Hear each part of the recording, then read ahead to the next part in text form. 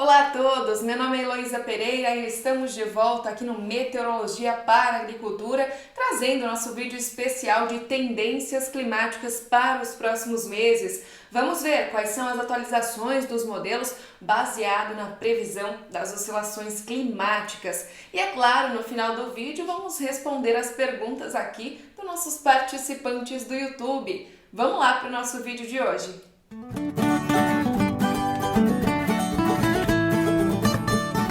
Começando então nossa tradicional previsão climática aqui no canal, a gente traz as principais atualizações para o trimestre de junho, julho e agosto para você. Então, começando aí, como foi o mês de maio? O mês de maio foi marcado, como a gente vinha pontuando aqui no canal, por chuvas mais frequentes no centro-sul do Brasil depois de um longo período de estiagem. O problema, realmente foi a distribuição dessa chuva. Até a segunda semana do mês de maio, tivemos duas frentes frias chegando ao centro-sul do Brasil. Só que elas não tinham ventos lá no alto da atmosfera favoráveis para que elas passassem pela região sul, provocando chuvas mais significativas. E além disso, não tinham grande suporte do jato de umidade vindo da região norte. A terceira frente fria que chegou ao centro-sul do país, bem diferente das outras duas, teve o suporte do jato, teve o suporte dos ventos em níveis médios e altos da atmosfera e foi por isso que lá no penúltimo final de semana deste mês de maio, a gente viu uma chuva de mais de 100 milímetros cair em diversos pontos da região sul do Brasil. E isso refletiu aqui no mapa de anomalia de chuva, A gente vinha com uma grande expectativa de fechar o mês de maio aí com chuva abaixo da média para todo o centro-sul do Brasil, mas não foi isso que aconteceu. Aos 45 do segundo tempo, olha só, a terceira frente fria que chegou nesse mês de maio conseguiu virar o jogo na região centro-sul do país, principalmente entre áreas do Rio Grande do Sul, oeste de Santa Catarina e sudoeste do Paraná. Nessas áreas tivemos acumulados superiores até 200 milímetros, porque já tinha caído alguma chuva mais isolada no início do mês e aí somou essas chuvas de mais de 100 milímetros que caiu, então o padrão mudou sobre áreas do centro-sul. Bom, com relação à climatologia, o que estava sendo previsto, o que era esperado, era realmente uma chuva mais volumosa para o sul do Brasil. A expectativa era que a chuva fosse um pouco mais regular, mas caiu praticamente toda na reta final do mês.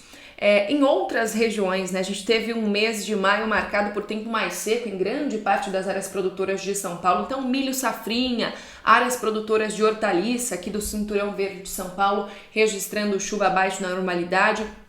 Já o norte de Minas, poucos episódios de chuva, mas como a média é muito baixa nessa época do ano, a gente está fechando o mês com volume acima da média. Para a faixa leste nordestina, tivemos alguns destaques de acumulado, principalmente na região do Recôncavo Baiano, a região metropolitana de Salvador, inclusive, recebeu chuvas extremamente volumosas, batendo aí o volume acumulado previsto pela climatologia e até ultrapassando esse volume em algumas áreas aqui da região.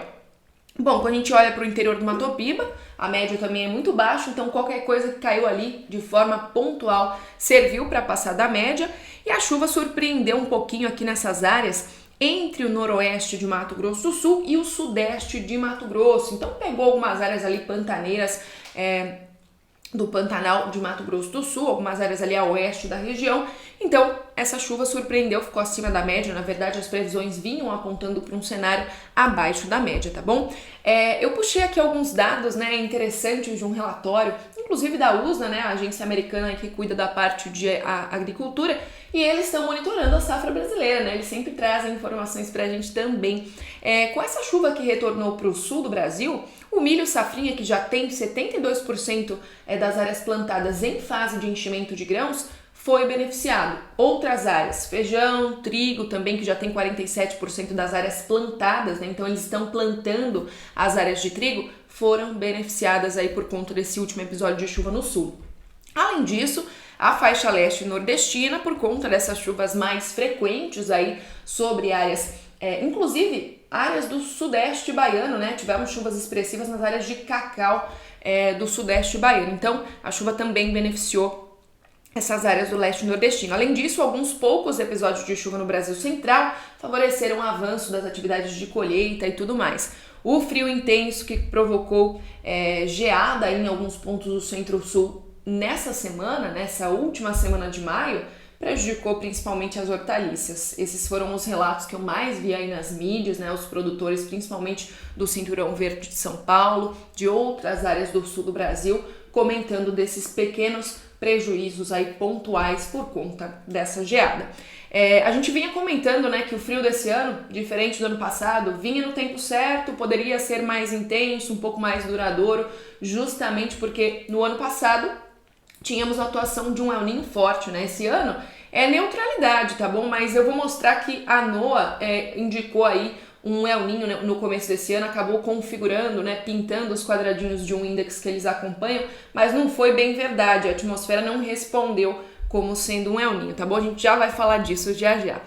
O que estava sendo previsto em maio, né? Se a gente voltasse lá na previsão do mês passado, será que se realizou o que estava sendo previsto? Olha só, a gente acaba vendo que os modelos eles erraram, né, para grande parte do centro-sul do Brasil a expectativa dessa chuva, porque a chuva conseguiu superar a média em algumas áreas aqui do Rio Grande do Sul e também em parte ali do sul do Paraná, onde estava previsto para ficar dentro e até ligeiramente abaixo da média. Então, de fato, as anomalias não foram muito condizentes com o que a gente observou ao longo do mês de maio. Temperaturas abaixo da média. Já era uma expectativa de ter frio mais intenso, tanto a mínima quanto a máxima ficaram abaixo da normalidade em grande parte aí das áreas centrais, sudeste e centro-oeste e também do sul do Brasil. Lá para o norte do país, né, a gente vê que a condição de muita nebulosidade, chuva, pancadas isoladas ainda trouxeram temperatura acima da média, tanto a mínima quanto a máxima, tá bom? Bom, se a gente pensar também no que estava sendo previsto com relação à temperatura, a gente vê que foi mais condizente aqui para o Brasil Central. Para o Sul, a expectativa é de que tivéssemos uma temperatura um pouco acima da média no Rio Grande do Sul e, na verdade, não foi o que aconteceu. Bom, agora a gente já comentou do que estava sendo previsto lá na previsão passada, vamos falar um pouquinho também do que vai acontecer nesse horizonte mais curto de previsão, agora nos próximos dias. A gente deve fechar o mês de maio aí com a passagem de uma nova frente fria. Por volta do dia 30 e 31, tem expectativa de um sistema frontal subindo aí pela região sul do Brasil. Mas assim como os dois primeiros episódios de frente fria que a gente teve no começo do mês, esse não deve contar com os ventos em altitude favorecendo. Pelo contrário, as instabilidades devem ser rapidamente afastadas para alto mar, a gente não vai ter uma grande conexão dessa frente fria com a umidade amazônica e por isso esse episódio de chuva, olha só, traz uma expectativa de pouquíssimos acumulados aqui para o sul do Brasil, menos de 20 milímetros em grande parte da região. De qualquer forma, é uma chuva que vem aí para ajudar as áreas que estão em desenvolvimento. Na faixa leste e nordestina, a chuva deve continuar pesada, olha só, tem chuva ainda prevista com acumulado acima de 60 milímetros para a região do Recôncavo Baiano, para a parte de Sergipe, Alagoas, então principalmente o litoral dessas áreas, né, tem uma expectativa ainda de chuva forte. Além disso, extremo norte do Brasil, com potencial ainda para receber muita chuva, muita água para cair ainda entre o norte amazonense e o sul de Roraima ali, tem previsão de mais de 100 milímetros. Isso é uma rodada do MCEP que ele faz do GFS, modelo americano, e a continuidade desse modelo do dia 3 ao dia 9 de junho nos indica que tem chance de chuva de novo no comecinho de junho para todo o centro-sul do Brasil. Então a gente vai ter novas áreas de instabilidade se espalhando aqui. Essa primeira frente fria do dia 31 vai embora e outras áreas de instabilidade associadas principalmente a uma baixa pressão no Paraguai surgem e a chuva na faixa leste nordestina continua beneficiando aí áreas produtoras de cana-de-açúcar e outras áreas de grãos, tá bom? Bom, tô pegando a visão agora do GFS baseado em outra rodada, em outro instituto aí que disponibiliza as rodadas online, o WX Maps, e mostrando que esse padrão de chuva até o próximo dia 4 se espalhando pela região centro-sul persiste até o próximo dia 12, com potencial até para ser mais intenso aí até o fim da primeira quinzena do mês de junho, tá bom? Então junho começa bem em termos de chuva para a região sul do Brasil, faixa leste nordestina, e tem até previsão de algumas pancadas bem isoladas entre áreas de cana do interior de São Paulo, Mato Grosso do Sul, sul de Goiás e Triângulo Mineiro, mas não é nada muito elevado em relação ao volume. Brasil Central, maior parte do Tocantins, norte de Minas, norte de Goiás, tempo firme ainda favorável para as atividades, finalização, né, da atividade de campo aí. Bom, Vamos para a atualização das oscilações? A gente já conversou um pouquinho sobre o cenário de curto prazo, e para ir para os mapas de longo prazo, que oscilam muito, a gente sabe disso, né? A gente traz aqui no canal a visão e sempre vê uma grande oscilação aí nas previsões. Então, vamos para as oscilações para ver o que a gente pode esperar aí do cenário dos próximos meses. O último relatório da NOAA saiu nessa última segunda-feira, dia 26 de maio. Condições neutras ainda estão presentes, né? Mas é surpreendente quando a gente acaba batendo o olho numa tabelinha que se chama ONI Index, nesse mesmo relatório, e olha aqui, quando eles marcam de vermelhinho, significa a presença de El Niño. Quando tá cinza, neutro, e quando tá azul, é laninha. Então preste atenção. A gente vem trazendo essa informação aqui no canal, inclusive eu comentei em alguns vídeos meus que a gente tava em total, né, padrão de neutralidade, nenhum instituto apontando presença de El Niño, mas a NOAA foi lá e pintou essas caixinhas. Acredito até que eles podem voltar atrás nesse posicionamento, porque na realidade, né, a gente sabe que não houve um acoplamento entre o efeito desse aquecimento no oceano e a atmosfera. Por isso, né, o Sul passou aí todos os meses praticamente do início do outono com estiagem, com chuvas irregulares. Do contrário, a gente ia ver chuva pelo menos ali nas áreas de fronteira com o Uruguai. Eu acredito que a NOAA pode voltar atrás ainda nesse posicionamento no cálculo do ONI Index, tá bom?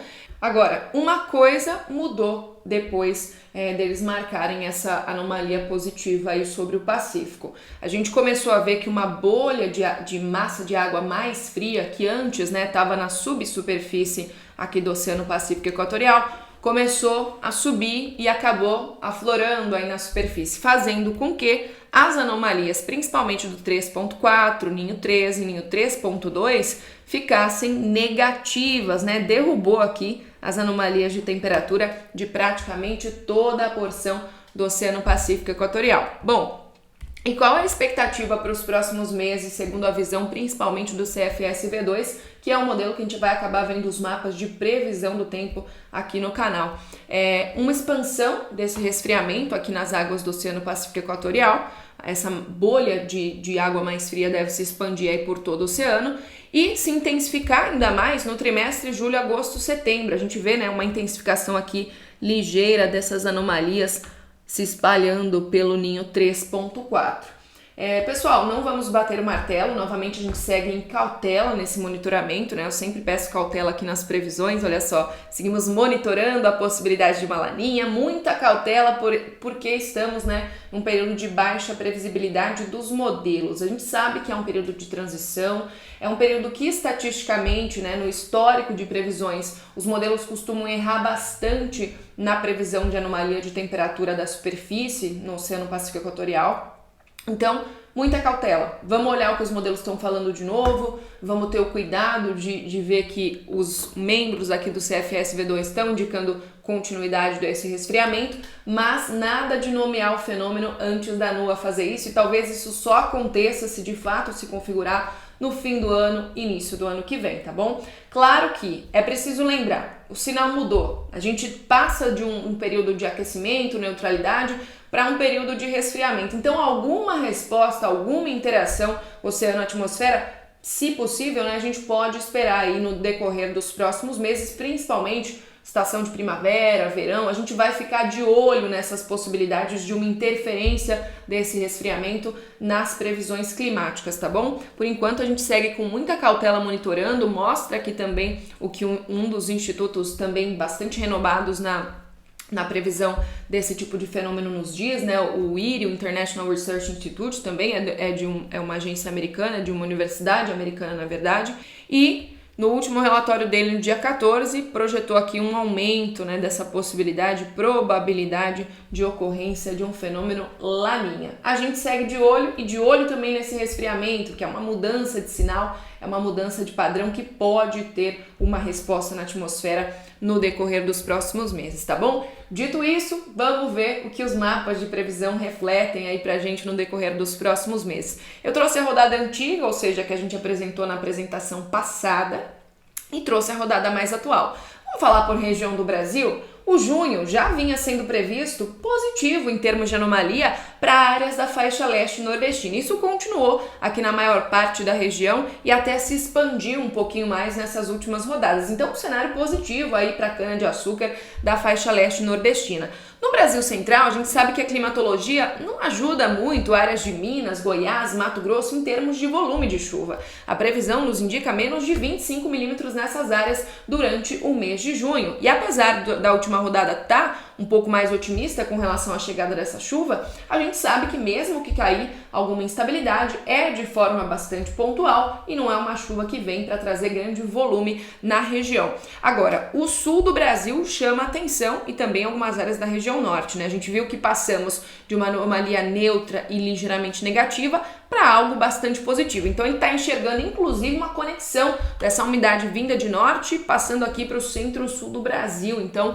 as áreas produtoras de trigo, né, ao norte do Rio Grande do Sul, Santa Catarina e parte do Paraná seriam mais beneficiadas com essas instabilidades. Se isso deve acontecer ou não, a gente não pode prever, a gente não pode bater o martelo nessa informação. O que a gente pode esperar é que o mês de junho, como melhorou o ponto de partida, como caiu essa chuva no final do mês de maio, ele está enxergando um cenário de continuidade, ele está vendo uma baixa pressão ali na altura do Paraguai ajudando as chuvas. E eu vi a distribuição dessa chuva nos modelos, é mais a primeira quinzena de chuva e a segunda de redução, tá bom? Então vamos ficar atentos com essa anomalia que está sendo prevista aí. A rodada mais antiga era mais pessimista, algo dentro da média é mais provável aí para o centro-sul do Brasil, tá bom?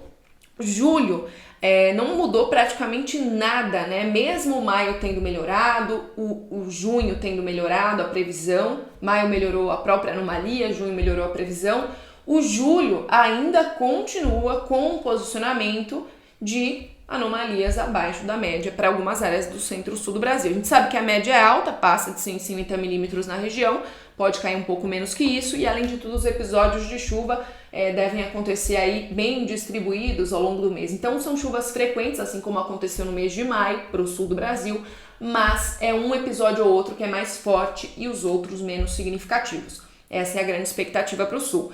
Na faixa leste nordestina, continuidade, né, manutenção dessas anomalias sendo previstas acima da média, diminuiu um pouquinho a expectativa ali no leste pernambucano, mas nada que a gente possa acender o alerta, ainda tem chuva boa nessas áreas, a climatologia ajuda bastante, né, são mais de 200 milímetros em alguns pontos, então julho não mudou muita coisa, principalmente para esse miolo aqui, ó, centro-norte do Brasil, dentro da média, ou seja, pouquíssima chance aí de chuva. Esse, aliás, é o período do ano que a gente vai começar a ouvir as notícias sobre queimada, que a gente vai começar a se preocupar com baixa qualidade do ar, baixa umidade do ar. Então vai ficar bem difícil mesmo, porque o que está sendo previsto é dentro da climatologia, tá bom? É normal para essa época do ano a gente passar por esses problemas aí. Agosto, chegamos lá em agosto, eu peguei uma rodada mais antiga porque estava dando bastante discrepância, na rodada passada, na apresentação passada, eu não quis trazer o último mês de julho porque estava oscilando muito, mas aí hoje eu falei, não, eu vou trazer o agosto para a gente ver um padrão interessante de subida dessas anomalias, né? Na verdade, a gente antes tinha uma previsão dessas anomalias positivas em todo o centro-sul e agora a gente viu que as chuvas sobem aqui para a região do Uruguai, para a região de fronteira com a Argentina e diminuem nessas áreas produtoras de São Paulo, Paraná, mas de qualquer maneira a anomalia, né, a previsão de anomalia aí é um desvio que não traz tanta diferença porque a região já recebe chuvas menos volumosas nessa época do ano, tá bom? Centro-norte do Brasil, não estamos nem esperando que agosto mude muita coisa, porque ainda a gente vai esperar o início da primavera no final de setembro para que a gente possa receber ou não algumas instabilidades associadas à chegada da primavera. Com o estabelecimento de uma laninha ou de um resfriamento, na verdade não vai dar nem para chamar de laninha ainda, talvez nessa época, mas com o estabelecimento do resfriamento, a gente vai trazer aqui o acompanhamento com vocês para ver se a estação chuvosa, o início da estação chuvosa vai ser ou não prejudicado. É preciso muita cautela, né? Porque dependendo da configuração do fenômeno laninha, dependendo se aquece mais próximo da costa, se resfria mais próximo da costa da América do Sul ou as áreas do Pacífico Central que tem um resfriamento mais perceptível, mais significativo, os efeitos da chuva e temperatura na América do Sul são diferentes. Então, a necessidade é de cautela, é de monitoramento, e isso a gente vai fazer aqui juntos, tá bom? Em geral, o que dá pra gente concluir desse trimestre junho, julho e agosto com relação à chuva?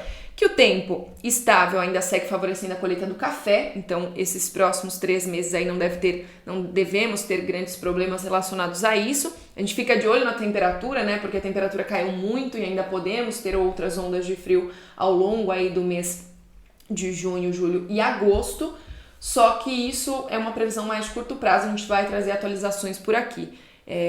Com relação à chuva, a gente vê que não atrapalha muito as atividades de campo nos próximos meses. O milho safrinha beneficiado agora com essa chuva do início do mês de junho, então a gente vê que 72% das áreas de milho safrinha estão em fase de enchimento de grãos, então devem ser beneficiados por essa chuva no centro-sul. Outras culturas também, como trigo, canola, aveia, também devem ser favorecidas no início deste mês. Porém, a irregularidade, né, a gente sabe que ao longo da segunda quinzena de junho e também no decorrer de julho já tem previsão de redução das chuvas, pode atrapalhar um pouquinho as culturas aí de inverno. Na faixa leste nordestina, as médias ainda seguem altas, né, seguem beneficiando de forma geral as áreas produtoras. Cana-de-açúcar, áreas produtoras de cacau, de forma geral aí beneficiadas pelo padrão climático dos próximos meses. Com relação à temperatura, junho, julho e agosto ainda com previsão de muito frio, né? A gente sabe que esse ano, diferente do ano passado, quando tínhamos um El Niño atuando, né, mais efetivo, com anomalias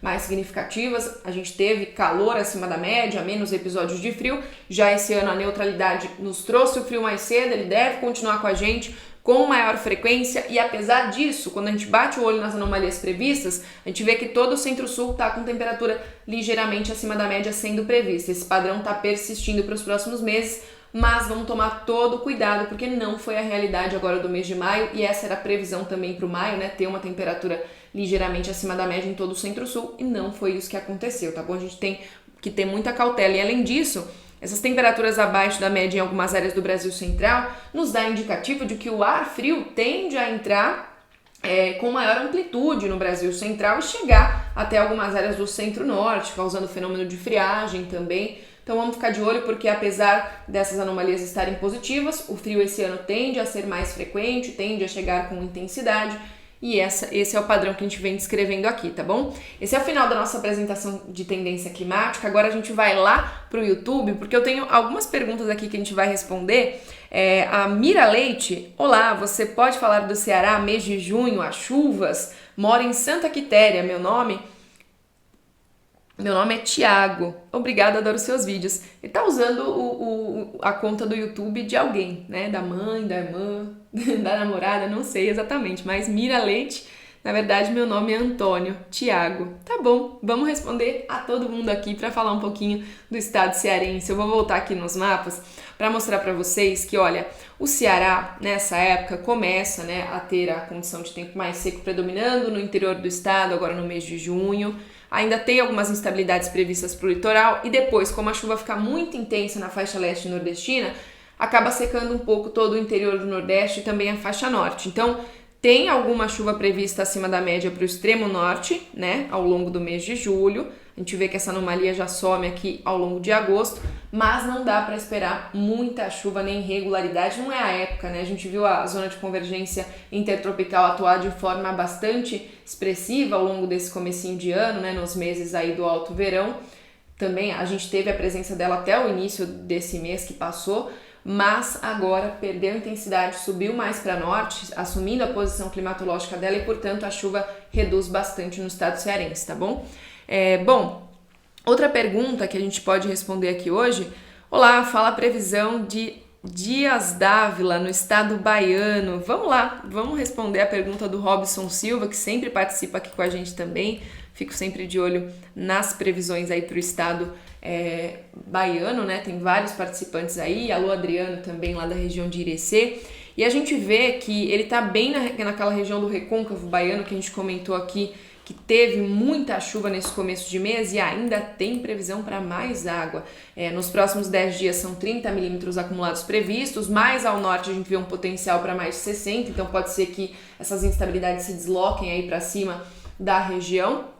É um padrão ainda de chuva e a gente viu que as anomalias dos próximos meses são bastante positivas, né? São persistentes nessa região. Bom, última pergunta do Alan David, vamos responder porque está colado ali com a região que a gente acabou de falar, Salgado, Sergipe. Olha só, a gente tem o estado sergipano aqui nos próximos dias também com previsão de muita chuva, viu? Mais de 70 milímetros para a faixa litorânea, podendo chegar até 100 milímetros. E eu vou para a região de Salgado só para ver quanto de volume acumulado. Olha só, pelo menos 50 milímetros aí nos próximos 10 dias tem previsão. Então é uma chuva que persiste aí na região de toda a faixa leste nordestina e também deve chegar à região de Salgado, tá bom?